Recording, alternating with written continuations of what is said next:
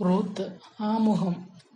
യഹൂദ വംശജയല്ലാത്തവളും മോവാബ്യയുമായ റൂത്തിന്റെ പേരിൽ പഴയ നിയമത്തിലെ ഒരു പുസ്തകം അറിയപ്പെടുക അസാധാരണമാണ്. സൂര്യനെയും വിശ്വസ്തയുമായ റൂത്തിനെ ഇസ്രായേലിന്റെ ദൈവമായ കർത്താവ് സമൃദ്ധമായി അനുഗ്രഹിച്ചു. റൂത്തിന്റെ ഭർത്താവ് ഒരു ഇസ്രായേൽക്കാരനായിരുന്നു. റൂത്ത് തന്റെ ഭർത്താവും വിധവയായ അമ്മായിയമ്മ നവോമിയും ഒരുമിച്ച് മോവാബിൽ വസിക്കുമ്പോൾ ഭർത്താവ് മരിച്ചു. നവോമി ജെറുസലേമിലേക്ക് തിരിച്ചു പോന്നപ്പോൾ റൂത്ത് തന്റെ ഭർത്താവിന്റെ ദൈവത്തോടും അമ്മായിയമ്മയോടും വിശ്വസ്തത പുലർത്തിക്കൊണ്ട് അവളോടൊപ്പം ജെറുസലേമിലേക്ക് പോന്നു. ദൈവം അവളെ അനുഗ്രഹിച്ചു. വിശ്വസ്തതയ്ക്ക് അവൾ ഒരു മാതൃകയായി തീർന്നു. അവിടെ അവൾ മരിച്ചുപോയ തന്റെ ഭർത്താവിന്റെ ബന്ധുവും സമ്പന്നനുമായ ബോവാസിന്റെ ഭാര്യയായി. അതുവഴി അവളുടെ പേര് ദാവീദിന്റെ പിതാക്കന്മാരുടെ പട്ടികയിലും യേശുവിന്റെ വംശാവലിയിലും ഉൾപ്പെട്ടു. ദൈവത്തിന്റെ രക്ഷാകര പദ്ധതി സാർവത്രികമാണ് എന്നതിന്റെ സൂചന ഇതുവഴി നമുക്ക് ലഭിക്കുന്നു. അധ്യായം 1. എലിമെലേക്കും കുടുംബവും മോവാബിൽ. ന്യായാധിപന്മാരുടെ ഭരണകാലത്ത് നാട്ടിൽ ക്ഷാമമുണ്ടായി. അന്ന് യൂദയായിലെ ഒരു ബത്ലഹേംകാരൻ ഭാര്യയും പുത്രന്മാർ ഇരുവരുമൊത്ത് മോവാബ് ദേശത്ത് കുടിയേറി പാർത്തു. അവന്റെ പേര് എലിമെലേക്ക്, ഭാര്യ നവോമി, പുത്രന്മാർ മഹ്ലോനും കിലിയോനും. അവർ യൂദയായിലെ ബത്ലഹേമിൽ നിന്നുള്ള എഫ്രാത്യരായിരുന്നു. അവർ മോവാബിൽ താമസമാക്കി. നവോമിയുടെ ഭർത്താവ് എലിമെലേക്ക് മരിച്ചു. അവളും പുത്രന്മാരും ശേഷിച്ചു. പുത്രന്മാർ ഒർഫ, റൂത്ത് എന്നീ മോവാബ്യ സ്ത്രീകളെ വിവാഹം ചെയ്തു. 10 വർഷത്തോളം അവർ അവിടെ കഴിഞ്ഞു. അങ്ങനെയിരിക്കെ മഹ്ലോനും കിലിയോനും മരിച്ചു. നവോമിക്ക് ഭർത്താവും പുത്രന്മാരും നഷ്ടപ്പെട്ടു. നവോമിയും റൂത്തും ബത്ലഹേമിലേക്ക്. കർത്താവ് തന്റെ ജനത്തെ ഭക്ഷണം നൽകി അനുഗ്രഹിക്കുന്നു എന്ന് കേട്ട് നവോമി മരുമക്കളോടുകൂടെ മോവാബിൽ നിന്ന് തിരികെ പോകാനൊരുങ്ങി. അവൾ താമസിച്ചിരുന്ന സ്ഥലത്തു നിന്നും മരുമക്കളുടെ കൂടെ പുറപ്പെട്ട് യൂദയയിലേക്കുള്ള വഴിയിലെത്തി. അപ്പോൾ നവോമി മരുമക്കളോട് പറഞ്ഞു, നിങ്ങൾ മാതൃഭവനങ്ങളിലേക്ക് മടങ്ങിപ്പോകുവിൻ. മരിച്ചവരോടും എന്നോടും നിങ്ങൾ കരുണ കാണിച്ചു. കർത്താവ് നിങ്ങളോട് കരുണ കാണിക്കട്ടെ. വീണ്ടും വിവാഹം ചെയ്ത് കുടുംബജീവിതം നയിക്കാൻ കർത്താവ് നിങ്ങളെ അനുഗ്രഹിക്കട്ടെ. അവൾ അവരെ ചുംബിച്ചു. അവർ പൊട്ടിക്കരഞ്ഞു. അവർ പറഞ്ഞു, ഞങ്ങൾ പോകുന്നില്ല. അമ്മയുടെ ആളുകളുടെ അടുത്തേക്ക് ഞങ്ങളും വരുന്നു. എന്നാൽ നവോമി പറഞ്ഞു, എന്റെ മക്കളെ, നിങ്ങൾ തിരിച്ചു പോകുവിൻ. എന്തിന് എന്നോടുകൂടെ വരുന്നു? നിങ്ങൾക്ക് ഭർത്താക്കന്മാരാകാൻ എനിക്കിനി പുത്രന്മാർ ഉണ്ടാകുമോ? എന്റെ മക്കളെ, നിങ്ങൾ മടങ്ങിപ്പോകുവിൻ.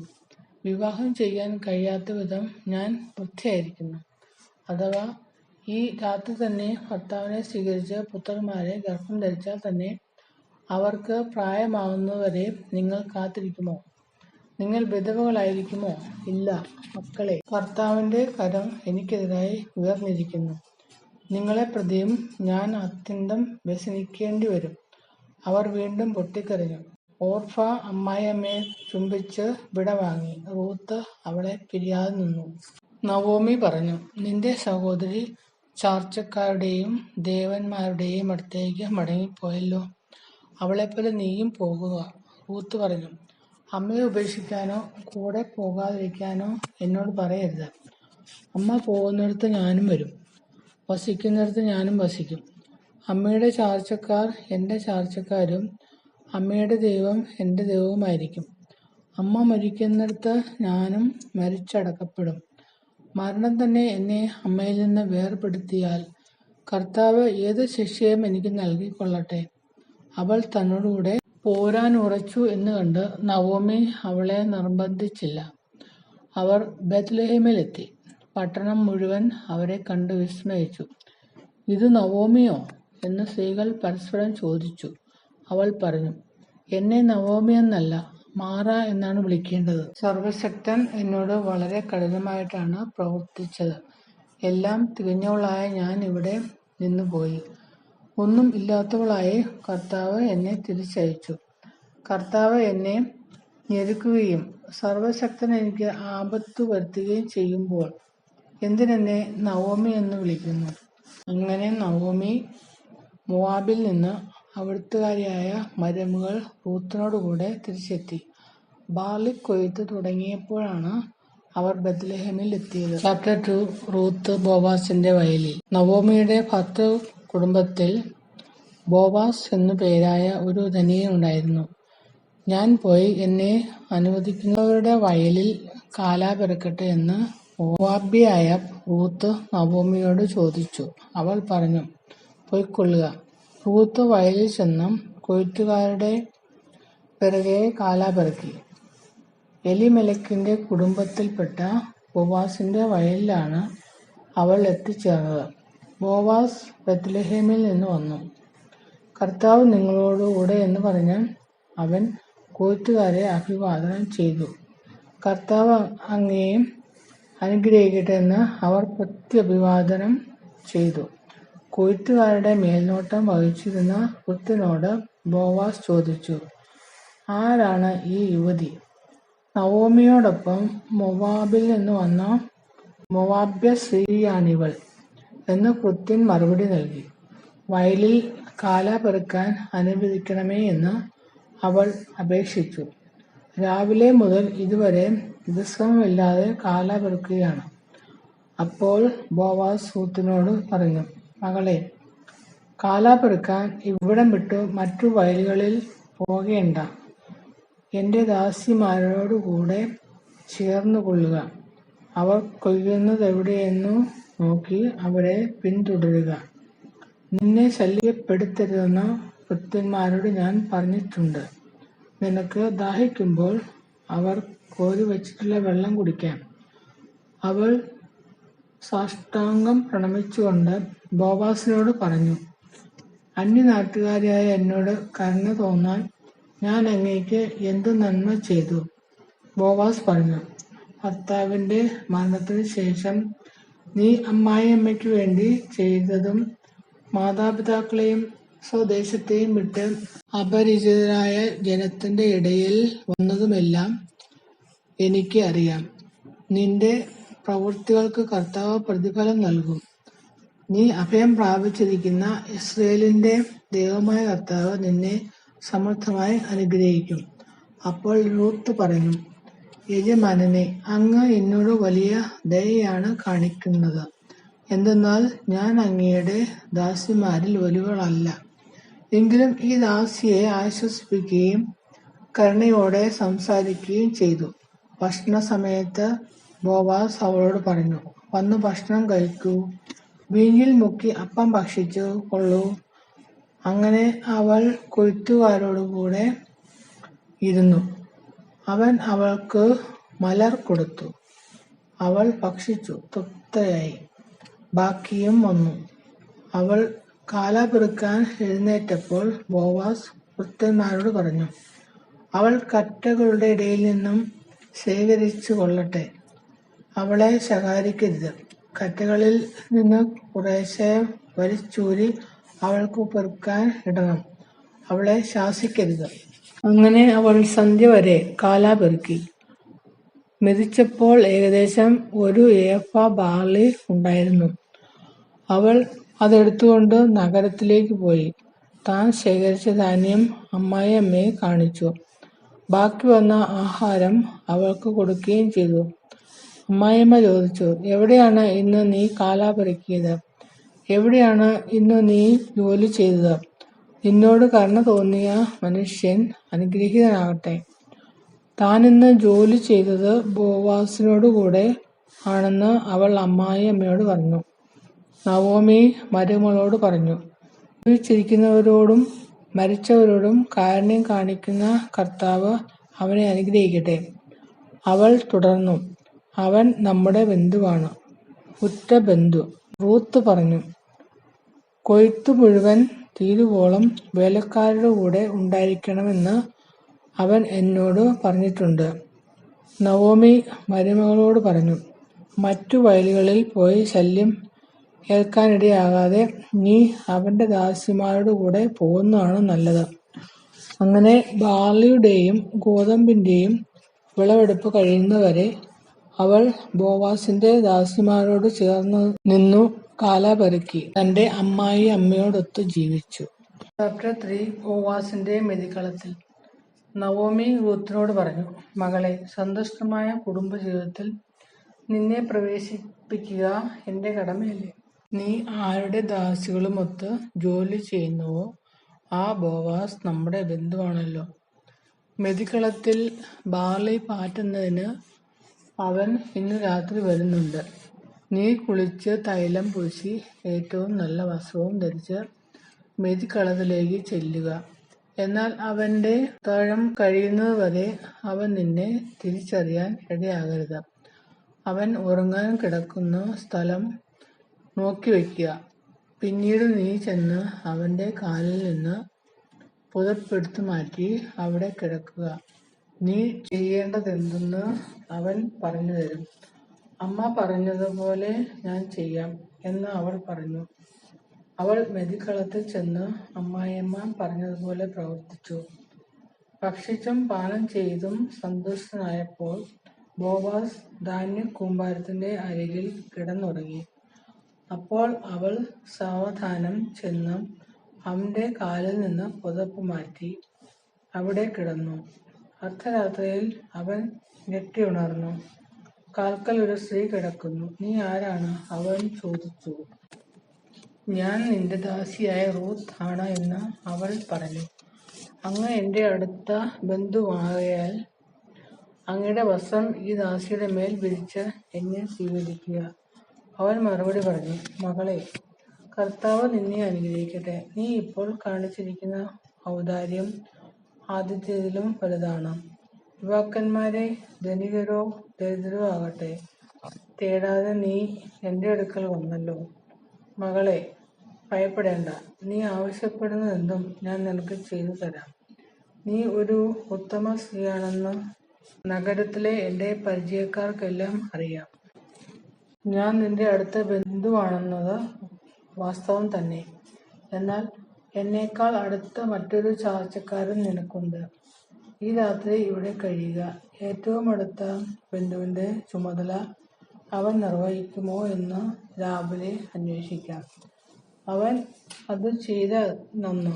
ഇല്ലെങ്കിൽ ഉറ്റ ബന്ധുവിന്റെ കടമ കർത്താവണേ ഞാൻ നിർവഹിക്കും. പ്രഭാതം വരെ നീ ഇവിടെ കിടന്നുകൊള്ളുക. അവൾ അവന്റെ കാൽക്കൽ കിടന്നു. അതിരാവിലെ ആൾ അറിയുന്നതിന് മുമ്പേ അവൾ എഴുന്നേറ്റു. ബോവാസ് പറഞ്ഞു, മെതിക്കളത്തിൽ ഒരു സ്ത്രീ വന്നെന്ന് ആരും അറിയരുത്. നിന്റെ മേലങ്കി വിരിച്ചു പിടിക്കുക. അവൻ 6 അളവ് ബാർലി അതിലിട്ട് അവളുടെ തലയിൽ വെച്ചു കൊടുത്തു. അവൾ നഗരത്തിലേക്ക് പോയി. വീട്ടിലെത്തിയപ്പോൾ അമ്മായിയമ്മ ചോദിച്ചു, മകളെ, എന്തുണ്ടായി? അവൻ ചെയ്തതെല്ലാം അവൾ വിവരിച്ചു പറഞ്ഞു. അമ്മായിയമ്മയുടെ അടുത്തേക്ക് വെറും കൈയോടെ പോകണ്ട എന്ന് പറഞ്ഞ ഈ 6 അളവ് ബാർലി അവൻ എനിക്ക് തന്നു. നവോമി പറഞ്ഞു, മകളെ, കാര്യങ്ങൾ എങ്ങനെയാകുമെന്നു കാത്തിരുന്നു കാണാം. കാര്യം തീരുമാനിക്കുന്നത് വരെ അവൻ മടങ്ങിയിരിക്കുകയില്ല. ഇന്ന് തന്നെ തീരുമാനമാകും. ചാപ്റ്റർ 4 റൂത്തിന്റെ വിവാഹം. ബോവാസ് നഗരവാതിൽക്കൽ ചെന്നു. അപ്പോൾ മുൻപ് പറഞ്ഞ ബന്ധു അവിടെ വന്നു. ബോവാസ് അവനോട് പറഞ്ഞു, സ്നേഹിതാ, ഇവിടെ വന്ന് അല്പനേരം ഇരിക്കൂ. അവൻ അങ്ങനെ ചെയ്തു. നഗരത്തിൽ നിന്ന് ശ്രേഷ്ഠന്മാരായ 10 പേരെ കൂടി ബോവാസ് വിളിച്ചുകൊണ്ടുവന്നു. ഇവിടെ ഇരിക്കുവിൻ എന്ന് അവരോടും പറഞ്ഞു. അവരും ഇരുന്നു. ബോവാസ് തന്റെ ബന്ധുവിനോട് പറഞ്ഞു, മോവാബ് ദേശത്തു നിന്ന് തിരിച്ചു വന്ന നവോമി നമ്മുടെ ബന്ധുവായ എലിമെലെക്കിന്റെ നിലത്തിൽ ഒരു ഭാഗം വിൽക്കാൻ പോകുന്നു. അത് നിന്നെ അറിയിക്കണമെന്ന് ഞാൻ കരുതി. ഇവിടെ ഇരിക്കുന്നവരുടെയും എന്റെ ജനത്തിലെ ശ്രേഷ്ഠന്മാരുടെയും സാന്നിധ്യത്തിൽ നീ അത് വാങ്ങുക എന്ന് പറയണമെന്നും ഞാൻ ആഗ്രഹിച്ചു. മനസ്സുണ്ടെങ്കിൽ നീ അത് വീണ്ടെടുക്കുക. താല്പര്യമില്ലെങ്കിൽ എന്നെ അറിയിക്കുക. അത് വീണ്ടെടുക്കാൻ നീ അല്ലാതെ മറ്റാരുമില്ല. നീ വീണ്ടെടുക്കുന്നില്ലെങ്കിൽ അത് ചെയ്യേണ്ട അടുത്ത ആൾ ഞാനാണ്. അവൻ പറഞ്ഞു, ഞാൻ അത് വീണ്ടെടുക്കാം.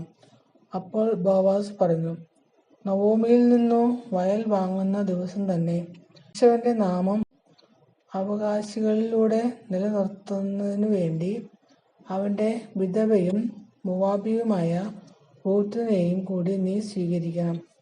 അപ്പോൾ ബന്ധു പറഞ്ഞു, അത് സാധ്യമല്ല, കാരണം അതുവഴി എന്റെ അവകാശം നഷ്ടപ്പെടാൻ ഇടയാകും. വീണ്ടെടുക്കാനുള്ള അവകാശം നീ തന്നെ ഉപയോഗിച്ചു കൊള്ളുക. എനിക്കത് സാധ്യമല്ല. വീണ്ടെടുപ്പും കൈമാറ്റവും സംബന്ധിച്ച് ഇസ്രായേലിൽ മുൻപ് നിലവിലിരുന്ന നിയമം ഇതാണ്. ഇടപാട് സ്വീകരിക്കുന്നതിനു വേണ്ടി ഒരാൾ തന്റെ ചെരുപ്പൂരി മറ്റേയാളെ ഏൽപ്പിക്കും. ഇതായിരുന്നു ഇസ്രായേലിന്റെ നടപ്പ്. അതനുസരിച്ച് നീ വാങ്ങിക്കൊള്ളുക എന്ന് പറഞ്ഞ് ആ ബന്ധു തന്റെ ചെരുപ്പൂരി. അനന്തരം ബോവാസ് ശ്രേഷ്ഠന്മാരോടും മറ്റുള്ളവരോടും പറഞ്ഞു, എലീമേലെക്കിന്റേതും മഹ്ലോൻ, കിലിയോൻ എന്നിവരുടെയും ആയ എല്ലാം നവോമിയിൽ നിന്ന് ഇന്ന് ഞാൻ വാങ്ങി എന്നതിന് നിങ്ങൾ സാക്ഷികളാണ്. മോവാബ്യയും മഹ്ലോന്റെ വിധവയുമായ റൂത്തിനെ ഭാര്യയായി ഞാൻ സ്വീകരിക്കുന്നു.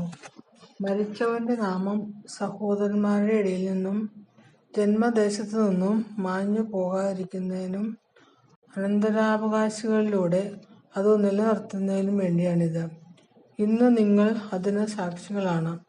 അപ്പോൾ ശ്രേഷ്ഠന്മാരും നഗര കവാടത്തിൽ നിന്നിരുന്നവരും പറഞ്ഞു, ഞങ്ങൾ സാക്ഷികളാണ്. അവൻ നിന്റെ ഭവനത്തിലേക്ക് വരുന്ന സ്ത്രീയെ ഇസ്രായേൽ ജനത്തിനു ജന്മം കൊടുത്ത റാഹേൽ, ലയ എന്നിവരെ പോലെ ആക്കട്ടെ. നീ എഫ്രാത്തയിൽ ഐശ്വര്യവാനും ബത്ലഹേമിൽ പ്രസിദ്ധനുമാകട്ടെ. യൂദായ്ക്ക് താമാറിൽ ജനിച്ച പെരേസിന്റെ ഭവനം പോലെ ഈ യുവതിയിൽ കർത്താവ് നിനക്ക് തരുന്ന സന്താനങ്ങളിലൂടെ നിന്റെ ഭവനവും ആകട്ടെ. അങ്ങനെ ബോവാസ് റൂത്തിനെ സ്വീകരിച്ചു. അവൾ അവന്റെ ഭാര്യയായി. അവൻ അവളെ പ്രാപിച്ചു. കർത്താവിന്റെ അനുഗ്രഹത്താൽ അവൾ ഗർഭിണിയായി ഒരു പുത്രനെ പ്രസവിച്ചു. അപ്പോൾ സ്ത്രീകൾ നവോമിയോട് പറഞ്ഞു, നിനക്ക് ഒരു പിന്തുണാവകാശിയെ നൽകി കർത്താവ് വാഴ്ത്തപ്പെടുവാനാകട്ടെ. ആ അവകാശി ഇസ്രായേലിൽ പ്രസിദ്ധി ആർജിക്കട്ടെ. അവൻ നിനക്ക് നവജീവൻ പകരും. വാർദ്ധക്യത്തിൽ നിനക്ക് താങ്ങായിരിക്കും. നിന്നെ സ്നേഹിക്കുന്നവളും 7 പുത്രന്മാരെക്കാൾ വിലപ്പെട്ടവളുമായ നിന്റെ മരുമകളാണ് അവനെ പ്രസവിച്ചത്. നവോമി ശിശുവിനെ മാറോടണച്ചു. അവൾ അവനെ പരിചരിച്ചു. അയൽക്കാരായ സ്ത്രീകൾ നവോമിക്ക് ഒരു പുത്രൻ ജനിച്ചിരിക്കുന്നു എന്ന് പറഞ്ഞ് ഓബദ് എന്ന് അവന് പേരിട്ടു. അവൻ ദാവീദിന്റെ പിതാവായ ജെസ്സയുടെ പിതാവാണ്. പെരെസിന്റെ പിൻതലമുറക്കാർ ഇവരാണ്. പെരെസ് ഹെബ്രോന്റെ പിതാവാണ്. ഹെബ്രോൻ രാമിന്റെയും രാം അമിനാദാബിന്റെയും അമിനാദാബ് നഹ്ശോന്റെയും നഹ്ശോൻ സൽമോന്റെയും സൽമോൻ ബോവാസിന്റെയും ബോവാസ് ഓബദിന്റെയും ഓബദ് ജെസ്സയുടെയും ജെസ്സെ ദാവീദിന്റെയും പിതാവാണ്.